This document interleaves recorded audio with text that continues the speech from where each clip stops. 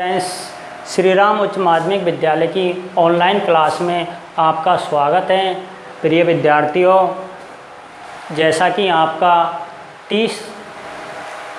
30 जून को मैथ का पेपर है, उसी को मानते हुए मैं आज आपको माध्यक और बहुलक से संबंधित एक क्वेश्चन पूछा जाता है 6 नंबर का, उसका आज मैं आपको अध्ययन कराने जा रहा हूँ।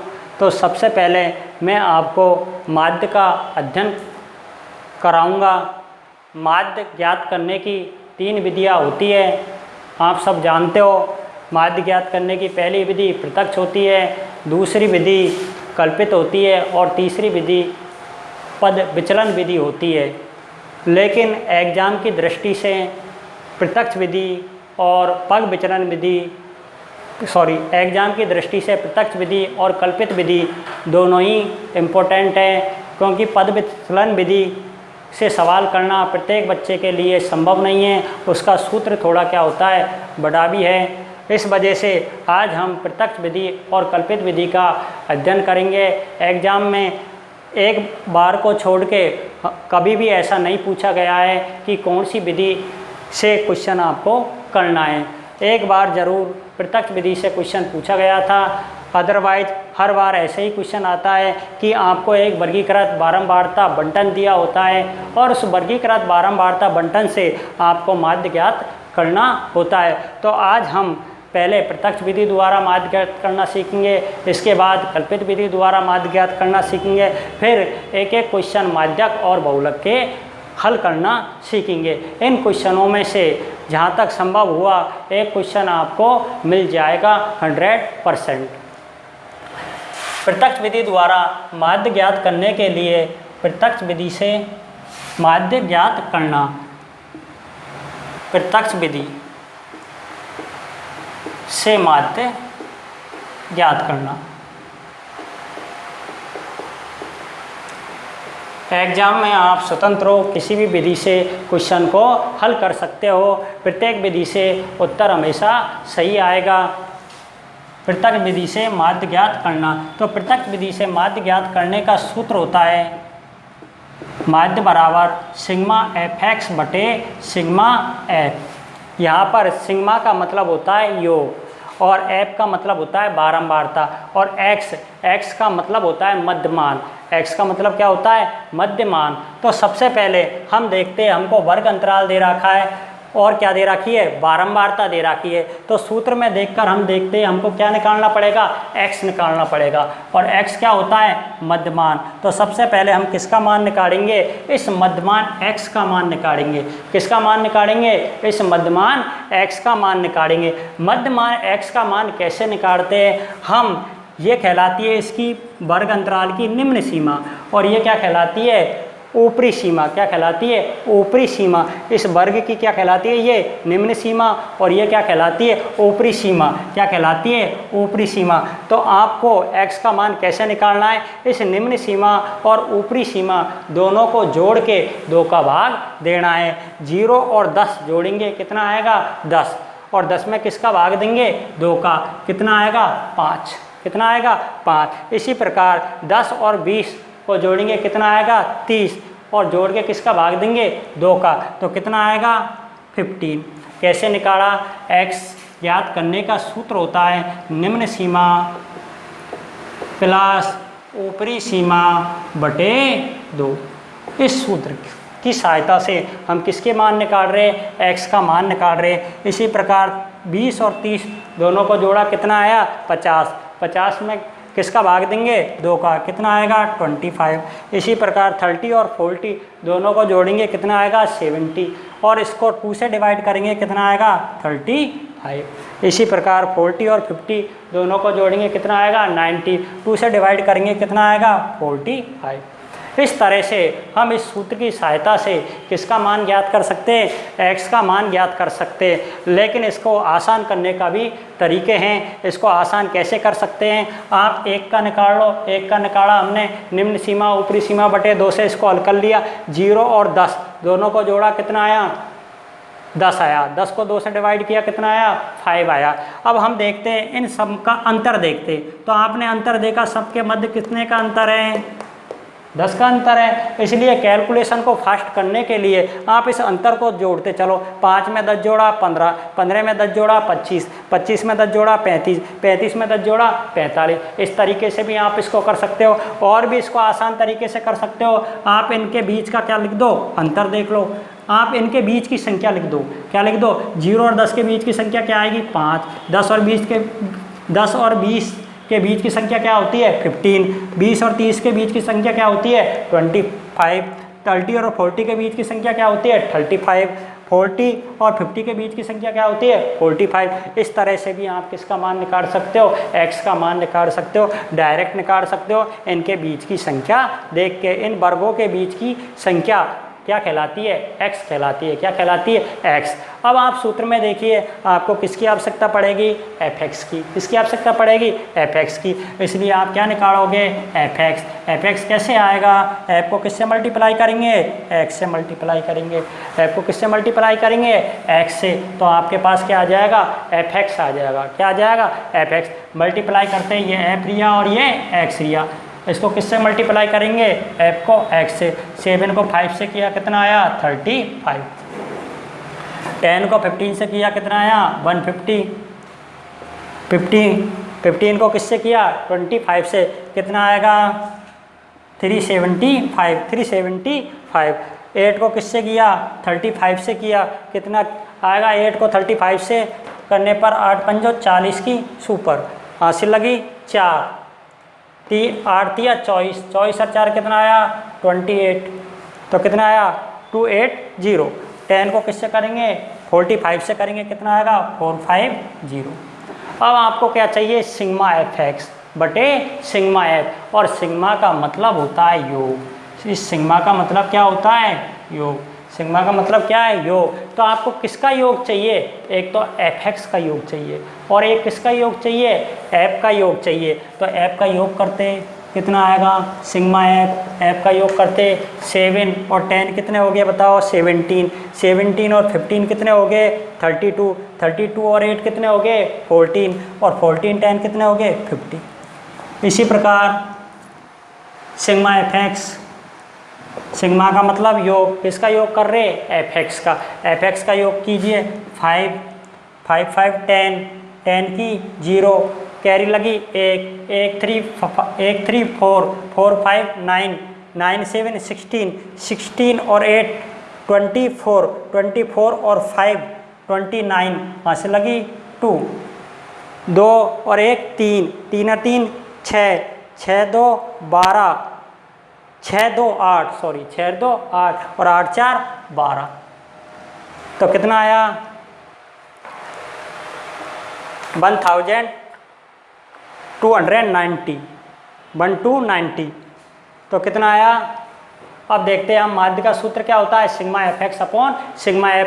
माध्य को किससे डिनोट कर सकते हैं हम, x बार से। किससे भी डिनोट कर सकते हैं इसको, किससे दर्शा सकते हैं, x बार से। तो x बार बराबर क्या आ गया, sigma fx upon sigma f। इस सूत्र में हम क्या रख देते हैं, मान रख देते हैं किसका, सिग्मा fx का। सिग्मा fx का मान कितना है 1290, और सिग्मा f का मान कितना है 50।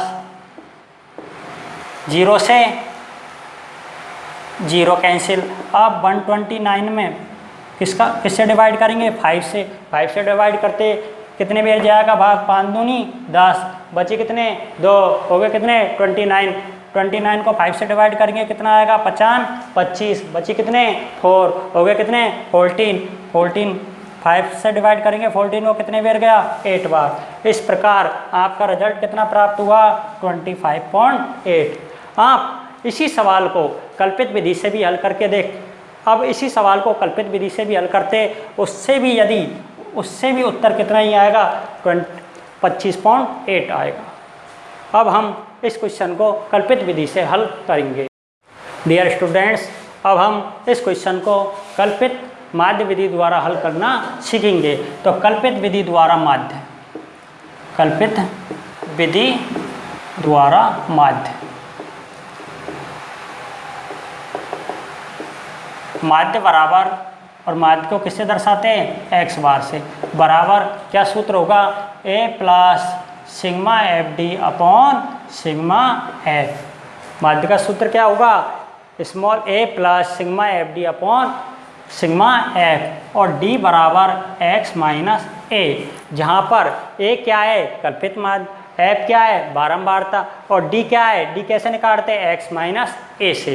कैसे निकालेंगे, डी बराबर एक्स माइनस ए निकालते। सबसे पहले हम सूत्र में देखते हमको किसकी आवश्यकता पड़ेगी, एक्स की आवश्यकता पड़ेगी। और माध्य ज्ञात करने के लिए हमेशा ध्यान रखो, जब भी सवाल में माध्य आए, माध्य ज्ञात करने के लिए हमेशा किसका मान निकाला जाता है, एक्स का मान निकाला जाता है। किसका मान निकाला जाता है, एक्स का। इसलिए क्वेश्चन में जब भी आपसे माध्य पूछा जाए तो आप सोच लो सबसे पहले कि हमको सबसे पहले किसका मान निकालना पड़ेगा, एक्स का मान निकालना पड़ेगा। चाहे विधि कोई सी भी हो, चाहे प्रत्यक्ष आए, चाहे कल्पित आए या पग विचलन आए, कोई सी भी विधि आए, हमको मान किसका निकालना है, एक्स का निकालना है। किसका निकालना है, एक्स का मान निकालना है। तो एक्स का मान निकालते कैसे निकालते अभी सीखा हमने, 0 और 10 दोनों को जोड़ा और किसका भाग दिया, 2 का। 0 और 10 जोड़ने पर कितना आया, 10। 10 में 2 का भाग देंगे कितना आएगा, 5।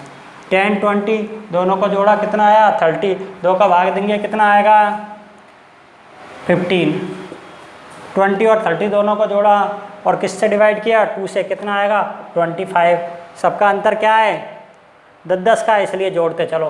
5 10 15, 15 10 25, 25 और 10 35, 35 और 10 कितना, 45। इस तरह आप किसकी कैलकुलेशन कर सकते हो, एक्स की।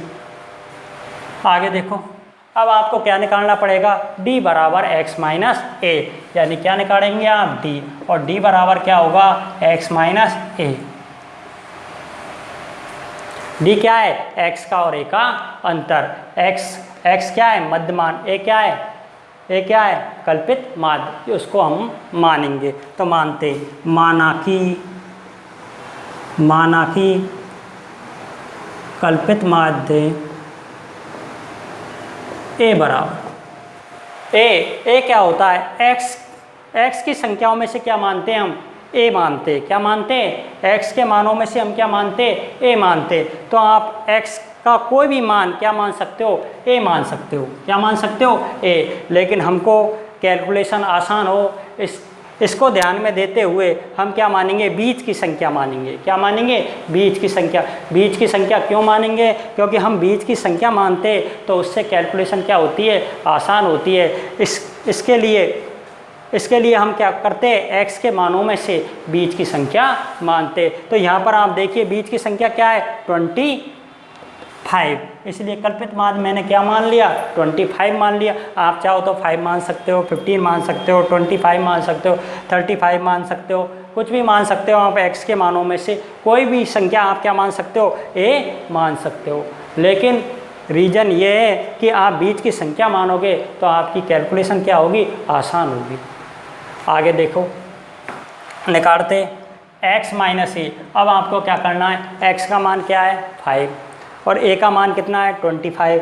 तो 5 में से क्या घटाओगे आप, 25 घटाओगे। तो 5 में से हमने क्या घटाया, 25। तो कितना आएगा बताओ, माइनस का 20।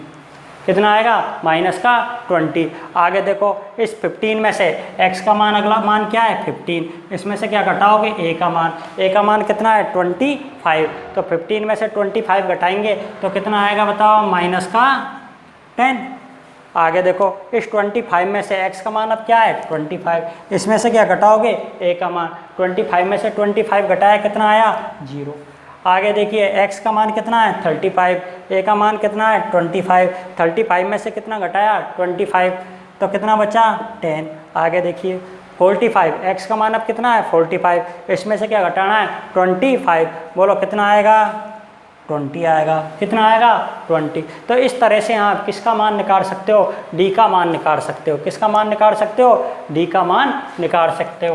किसका मान निकाल लोगे, d का। तो d का मान कैसे निकाला हमने, x के मान में से हमने क्या किया, a का मान घटा दिया। यानी कि ये सारे मानों में से आपको क्या घटाना है, a का मान कितना है, 25। यानी आपको क्या घटाना है, 25 घटाना है। आगे देखिए सूत्र में आप क्या निकालना है आपको, FD। तो आप FD निकालो। एफ डी कैसे निकालोगे? एफ को किससे मल्टीप्लाई करना है? डी से मल्टीप्लाई करना है। एफ डी कैसे निकलता है? एफ को किससे मल्टीप्लाई करना है? डी से। कीजिए, एफ को किससे गुणा कर देंगे? डी से। इस तरह से इसको क्या है, एक तीर के निशान के द्वारा हल कर लिया करो। इससे फ़ायदा ये रहता है, कभी कभी क्या करता है बच्चा, गलती कर देता है। कैसे गलती कर देता है? उसका ध्यान रहता नहीं है, कैलकुलेशन करता रहता है और कभी कभी ऐप को किससे मल्टीप्लाई कर जाता है? एक्स से मल्टीप्लाई कर जाता है। इसलिए इस तीर के निशान से ऐसे, जिससे आपको क्या रहे, ध्यान रहे कि हमको किसको किससे मल्टीप्लाई करनी है। हमको ऐप को किससे मल्टीप्लाई करना है? डी से मल्टीप्लाई करना है। तो 7 को -20 से करेंगे, कितना आएगा? -140। 10 को किससे करेंगे? 10 से, कितना आएगा? -100। 15 को किससे मल्टीप्लाई करेंगे? 0 से, तो कितना आएगा? 0। 8 को किससे मल्टीप्लाई करेंगे? 10 से, कितना आएगा? 18। और 10 को कितना किससे करेंगे? 20 से, तो कितना आएगा? 200। आगे देखिए, ये माइनस माइनस के इनको जोड़ लो, ये प्लस प्लस के इनको जोड़ लो, कितना आया बताओ? माइनस माइनस के जुड़ के कितने आएंगे? माइनस का 214। और प्लस प्लस के जुड़ के कितने आएंगे बताओ? 280। आपको चाहिए क्या? हमको एक तो सिग्मा एफ डी चाहिए और एक क्या चाहिए? Sigma F. सिग्मा एफ तो कितना है आपके पास? 50। और सिग्मा एफ डी कितने होंगे बताओ? सिग्मा एफ डी ये प्लस के 28 और ये माइनस के 240। तो बताओ बड़ा कौन सा है? प्लस का। जोड़ेंगे तो चिन्ह किसका आएगा? बड़ी संख्या का। बड़ी संख्या किसकी है? प्लस की, इसलिए साइन तो किसका आएगा? प्लस का। और 280 में से कितना घटा दिया हमने? 240। तो कितना बचेगा? 40 बचेगा। कितना बचेगा? 40 बचेगा। अब इस सूत्र में हम क्या कर देंगे? मान उठा के रख देंगे। तो इस सूत्र में मान रखते हैं, माध्य के सूत्र में ए का मान तो कितना था? 25। तो ए की जगह तो कितना लिख देंगे? 25 प्लस सिग्मा एफ डी का मान कितना आया है आपका? 40। और सिग्मा एफ का मान कितना आया है? 50। तो 50, 0 से 0 कैंसिल, 25 प्लस 4 को डिवाइड करेंगे किससे? 5 से, तो कितना आएगा? 0.8 बराबर कितना आया? 25.8 आंसर। तो आपने देखा कि हमने माध्य जब प्रत्यक्ष विधि से किया था तो उस स्थिति में भी माध्य का मान कितना आया था? 25.8 आया था। और अब हमने माध्य किस विधि से किया है? कल्पित विधि से किया है, तो भी रिजल्ट क्या आया है? 25.8 ही आया है। इसलिए आप एग्जाम में किसी भी विधि से क्वेश्चन कर सकते हैं, लेकिन अंतर यह है कि जब आप प्रत्यक्ष विधि से क्वेश्चन करते हो तो उसमें नंबर क्या होने चाहिए? छोटे छोटे। अदरवाइज नंबर बड़े होंगे तो आपको गुणा करने में, कैलकुलेशन करने में क्या आएगी? समस्या उत्पन्न होगी और आप क्वेश्चन को क्या कर दोगे? गलत कर दोगे। उसी स्थिति के लिए, उसी समस्या का निवारण के लिए हम किस विधि से करते? कल्पित विधि और पग विचलन विधि के द्वारा क्वेश्चन को क्या करते? हल करते।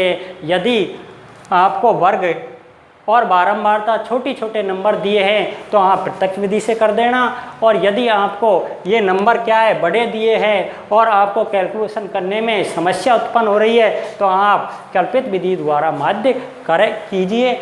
मेरे मत के अनुसार कल्पित विधि श्रेष्ठ विधि है। आप इसी विधि का बार बार क्या करें? अध्ययन करें।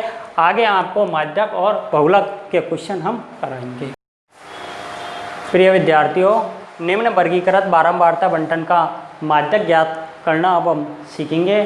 इससे संबंधित एक क्वेश्चन पूछा जाता है एग्जाम में। ये महत्वपूर्ण, ये एग्जाम की दृष्टि से बहुत महत्वपूर्ण है। माध्यक ज्ञात करने का फॉर्मूला होता है, जब हमें वर्गीकृत बारंबारता बंटन दिया होता है उस स्थिति में माध्यक ज्ञात करने का फॉर्मूला होता है small l plus n/2 minus c upon f गुणा h। इस सूत्र की सहायता से हम माध्यक ज्ञात करते हैं। माध्यक बराबर small l plus n/2 minus c upon f गुणा h। Small l plus n/2 minus c upon f गुणा h। इस सूत्र की सहायता से हम क्या ज्ञात करते? माध्यक ज्ञात करते। यहाँ पर वर्ग दिया हुआ है 0 से 8, इसके संगत बारंबारता आपको दी हुई है 42। आपको वर्ग दिया हुआ है 18 से 16, इसके संगत बारंबारता दी हुई है आपको 30।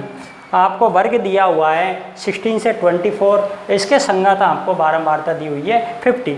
आपको वर्ग दिया हुआ है 24 से 32, इसके संगत बारंबारता क्या दी हुई है 22। आपको वर्ग दिया हुआ है 32 से 40, इसके संगत बारंबारता क्या दे रखी है 8। आपको वर्ग दिया है हुआ है 40 से 48, इसके संगत बारंबारता आपको दी हुई है 5। वर्गीकृत बारंबारता बंटन का माध्यक ज्ञात करने के लिए सबसे पहले हमको संचयी बारंबारता की आवश्यकता पड़ती है और संचयी बारंबारता को हम लिखते हैं CF। संचयी बारंबारता को हम क्या लिखते हैं CF। किससे दर्शाते हैं संचयी बारंबारता को हम CF से दर्शाते हैं। यहाँ पर C का मतलब संचयी और F का मतलब बारंबारता, यानी C मीन्स कलेक्ट करना। किसको कलेक्ट करेंगे F को कलेक्ट करेंगे। CF का मतलब C मीन्स कलेक्ट करना यानी संचय करना। किसको को संचय करेंगे F को। संचय का मतलब होता है इकट्ठा करना। तो हम बेटा किसको इकट्ठा करेंगे F को इकट्ठा करेंगे। इकट्ठा कैसे करते हैं, इकट्ठा ऐसे करते हैं, पहले क्या था हमारे पास 42, फिर अगला नंबर क्या है 30, तो अब हमारे पास कितने हो गए टोटल बताओ कलेक्ट। जैसे आप एक एग्जाम्पल के जरिए समझ सकते हो कि आज आपके पास 2 रुपये है, कल नेक्स्ट डे आपको मम्मी ने 3 रुपये दे दिए, तो टोटल रुपये कितने हो गए अब आपके पास 5 रुपये हो गए। नेक्स्ट डे आपको 2 रुपये और दे दिए मम्मी ने, तो अब आपके पास कितने रुपये हो गए 7 रुपये। नेक्स्ट डे 2 रुपये और आ गए आपके पास, तो कितने हो गए 9। फिर नेक्स्ट डे 1 रुपये और आ गए आपके पास, तो अब कितने हो गए 10। तो संचय कैसे करते, एक एक नंबर को काउंट करते हुए। जैसे अब आपके पास कितने नंबर है 42, कितना नंबर है 42, तो हमने क्या लिख दिया 42। अब अगले दिन आपके पास कितना नंबर आ गया 30, तो अब कितना हो गया बताओ 42 और 30 कितने हो गए जुड़ के 72। फिर आपके पास कितने आ गए 50, तो अब कितने हो गए 72 और 50 कितने हो गए जुड़ के 122। फिर आपके पास कितने नंबर आ गया 22, तो 122 और 22 कितने हो गए 144। फिर अगले दिन आपके पास कितने नंबर और आ गए या कितने रुपये और आ गए 8 रुपये, तो अब आपके पास कितने हो गए बताओ 144 और 8 कितने हो गए 152।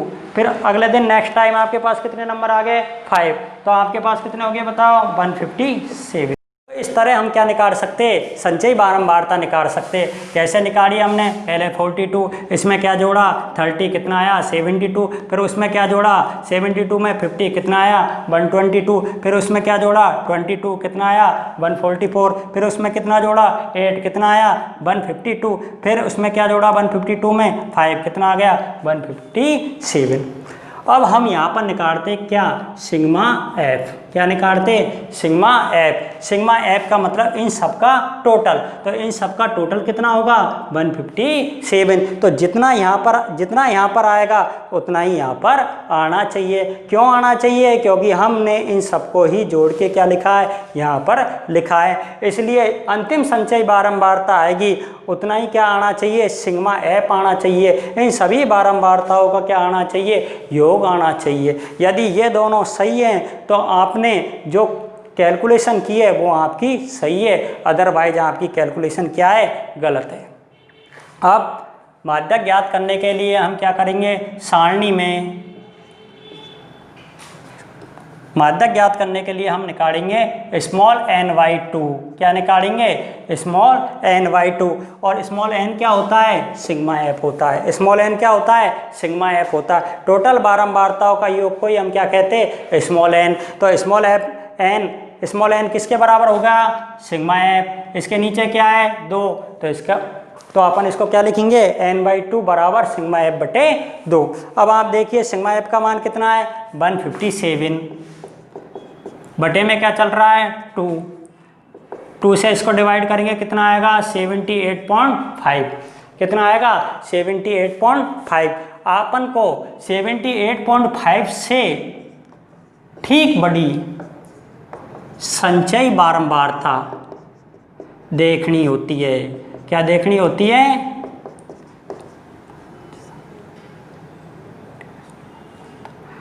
क्या देखनी होती है? 78.5 से ठीक बड़ी संचयी बारंबारता देखनी होती है। कहाँ देखनी होती है? इस सारणी में। तो देखिए क्या 42 78.5 से ठीक बड़ा है? नहीं है। क्या 72 78.5 से ठीक बड़ी संचयी बारंबारता है? नहीं है। तो कितना है बताओ? 122। ये क्या है? 78.5 से ठीक बड़ी संचयी बारंबारता है। तो अपन लिखेंगे n/2 सारणी में n/2 बराबर सिग्मा f/2 बराबर 157/2 बराबर 78.5 से ठीक बड़ी संचयी बारंबारता कितनी है? 122 है।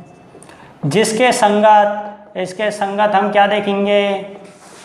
इसके संगत हम देखेंगे माध्यक वर्ग बराबर सिग्मा f/2 बराबर 157/2 बराबर 78.5 से ठीक बड़ी संचयी बारंबारता। तो इससे 78.5 से ठीक बड़ी संचयी बारंबारता कितनी है? 122 है। इसके संगत हम क्या देखेंगे? माध्यक वर्ग। तो इसके संगत माध्यक वर्ग कितना होगा? इसको हाईलाइट कर दो। तो इसके संगत ये वर्ग है, तो इसके संगत माध्यक वर्ग कितना होगा? 16 से 24 होगा।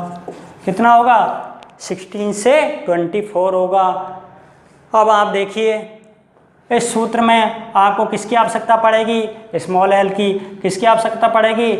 स्मॉल n/2 की। किसकी आवश्यकता पड़ेगी? c की। किसकी आवश्यकता पड़ेगी? f की। और किसकी आवश्यकता पड़ेगी? h की। आपके पास स्मॉल n/2 का मान तो है ही है, कितना है? 78.5। आपको किसका मान निकालना पड़ेगा? स्मॉल एल का। तो स्मॉल एल का मान कितना आएगा? देखिए स्मॉल एल क्या था? स्मॉल एल क्या होता है? निम्न सीमा, माध्यक वर्ग की निम्न सीमा। तो इसकी निम्न सीमा कितनी होगी बताओ? 16 होगी। कितनी होगी? 16 होगी। निम्न सीमा का मतलब इसमें से छोटी संख्या। तो 16 और 24, 16 और 24 में से छोटी संख्या कौन सी है? 16 है। अब हम देखते हैं h कैसे निकालेंगे? 16 और 24 का अंतर, इनका अंतर देखते हैं कितना आएगा? 8 आएगा। कितना आएगा? 8। 16 और 24 का अंतर कितना आएगा? 8 आएगा।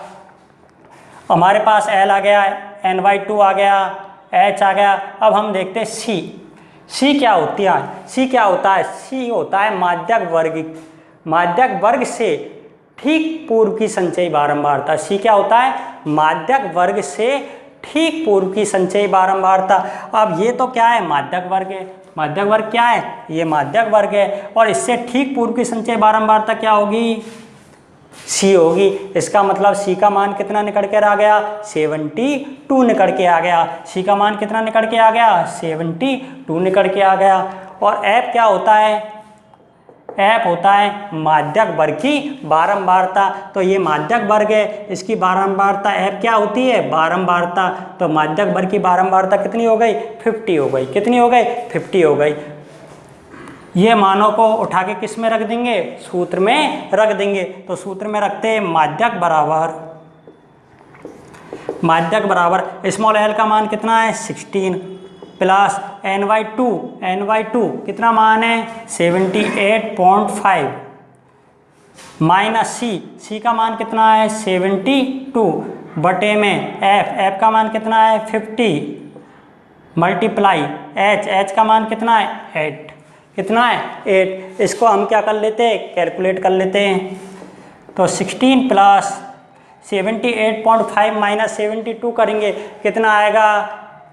कितना आएगा? 6.5। कितना आएगा? 6.5 बटे में कितना? 50 मल्टीप्लाई कितना? 8। तो 16 प्लस कोष्टक हमने हल कर लिया। अब क्या करेंगे हम? 6.5 को किससे मल्टीप्लाई करेंगे? 8 से मल्टीप्लाई करेंगे। 8 को किससे मल्टीप्लाई किया? 5 से। 8 को 5 से मल्टीप्लाई करेंगे, 8 पंजो 40, 40 की सुपर हासिल लगी कितनी? 4। 8 छकी 48, 48 और 4 कितने हो गए? 52। कितने हो गए? 52। आगे देखो एक अंक छोड़ के क्या है? दशमलव। तो एक अंक छोड़ के क्या लगा देंगे? दशमलव। बटे में कितना चल रहा है? 50। तो 60 प्लस 52.0 पॉइंट के बाद दशमलव, पॉइंट के बाद जीरो क्या हो जाती है? खत्म हो जाती है। तो इसको क्या लिखेंगे? 52 अपॉन कितना? 50। अब 16 प्लस 52 को डिवाइड करते हैं किससे? 50 से। तो कितनी बेर जाएगा भाग? 50 से कम 50। घटाओ कितना 2, लगाओ पॉइंट, यहाँ क्या लगाओ भाग 2 टेक, यहाँ पर क्या लगाओ 0, फिर यहाँ पर एक और 0 भाग 2 टेकी, और ये 50 चौको 200, तो कितना आ गया 1.04। इसको ऐड कीजिए, 16 + 1 कितना हो गया 70.04, ये आंसर आ गया। आपको एक निम्न वर्गीकृत बारंबारता बंटन का बहुलक ज्ञात करना है। इसके लिए आपको वर्ग दिए हुए 0 से 10, 10 से 20, 20 से 30, 30 से 40, 40 से 50, 50 से 60, और इसके संगत छात्रों की संख्या को हम डिनोट करते हैं स्मॉल f से, यानी कि बारंबारता से। तो आपको इसके संगत बारंबारता दी हुई है 5, 12, 14, 10, 8 और 6, यानी कि 0 से 10 के संगत बारंबारता कितनी दे रखी है आपको 5, 10 से 20 के संगत बारंबारता कितनी दे रखी है 12, 20 से 30 के संगत बारंबारता कितनी दे रखी है 14, 30 से 14 के संगत बारंबारता कितनी दे रखी है 10, 14 से 50 के संगत बारंबारता कितनी दे रखी है 8, और 50 से 60 के संगत बारंबारता कितनी दे रखी है 6। आपको सबसे पहले सबसे बड़ी इस सारणी में सबसे बड़ी बारंबारता देखनी है। क्या देखनी है? इस सारणी में सबसे बड़ी ऐप का मान देखना है। किसका मान देखना है? ऐप मीन्स बारंबारता। तो आपको इस सारणी में सबसे बड़ी क्या देखनी है? बारंबारता। क्यों देखनी है? बहुलक का मान ज्ञात करने के लिए। तो बहुलक का मान ज्ञात करने के लिए हम सबसे पहले क्या देखते हैं? सारणी में सबसे बड़ी बारंबारता। तो लिखते हैं चूंकि सारणी में सबसे बड़ी बारंबारता, सारणी में सबसे बड़ी बारंबारता कितनी है बताओ? 14 है। सारणी में सबसे बड़ी बारंबारता, सबसे बड़ा नंबर कौन सा है? 14 है। तो सारणी में सबसे बड़ी बारंबारता 14 है, जिसके संगत, इसके संगत हमको क्या देखना है? बहुलक वर्ग। क्या देखना है? बहुलक वर्ग। जिसके संगत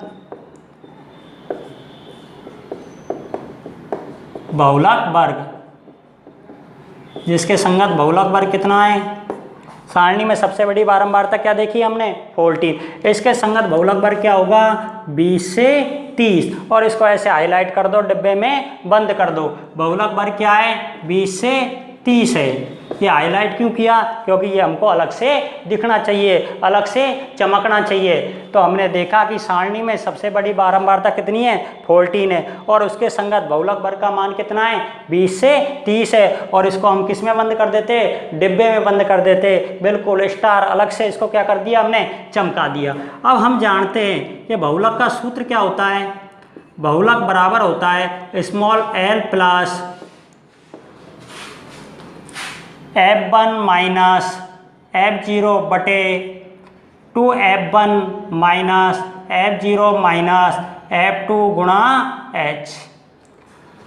बहुलक बराबर, बहुलक का सूत्र क्या होता है? जब हमको वर्गीकृत बारंबारता बंटन दिया होता है, उस स्थिति में बहुलक ज्ञात करने का सूत्र होता है small l plus f1 minus f0 बटे 2f1 minus f0 minus f2 गुणा h। इस सूत्र से हम बहुलक की क्या करते हैं? गणना करते हैं। अब आप देखिए इस सूत्र के अंतर्गत 5 राशि अज्ञात है आपके पास। एक तो स्मॉल l, एक f1, एक f0 और एक f2 और एक h। ये 5 राशि क्या है? अज्ञात। यदि इन पांचों राशियों का मान आपके पास आ जाए तो आप बहुलक का मान निकाल सकते हो। आगे आप देखिए, कभी कभी आप सूत्र में क्या कर देते हो? गलती कर देते हैं। तो इसको याद रखने का तरीका ये है कि L और H, ये तो क्या है? आगे रहेगा L, और H क्या है? पीछे है। और इनको कैसे याद रखना है? ये यहाँ F1 है तो यहाँ भी F1 आएगा, यहाँ माइनस का साइन है तो यहाँ भी माइनस का साइन आएगा, यहाँ F0 है तो यहाँ पर भी F0 आएगा, और यहाँ पर माइनस F2 घट गया तो इसको 2 से क्या कर दिया? मल्टीप्लाई कर दिया। इस तरह आप इस सूत्र को इजी वे में याद रख सकते हो। आगे देखिए, L, स्मॉल l क्या होता है? स्मॉल l होता है बहुलक वर्ग की निम्न सीमा। तो यहाँ पर देखिए बहुलक वर्ग क्या है आपके पास? 20 से 30, और निम्न का मतलब होता है छोटा। तो 20 और 30 में से छोटी संख्या कौन सी है बताओ? 20 और 30 में से छोटी संख्या क्या है? 20। इसलिए l का मान तो कितना हो गया? 20 हो गया। ये एल की बात करी। अब हम बात करते हैं किसकी, एच की। किसकी बात करते हैं, एच। एच होता है वर्ग माप, यानी इस वर्ग का अंतर। तो 20 और 30 का अंतर कितना होता है, 20 और 30 का अंतर होता है 10, इसलिए एच का मान कितना आ गया, 10।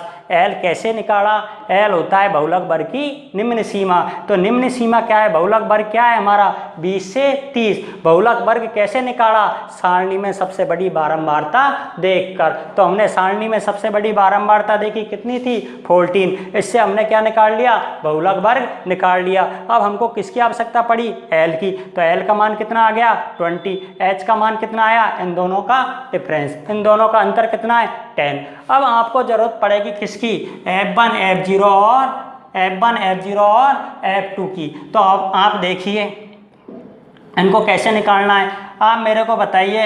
एक 1 0 और 2, इस 1 से पहले क्या आता है, 0 आता है।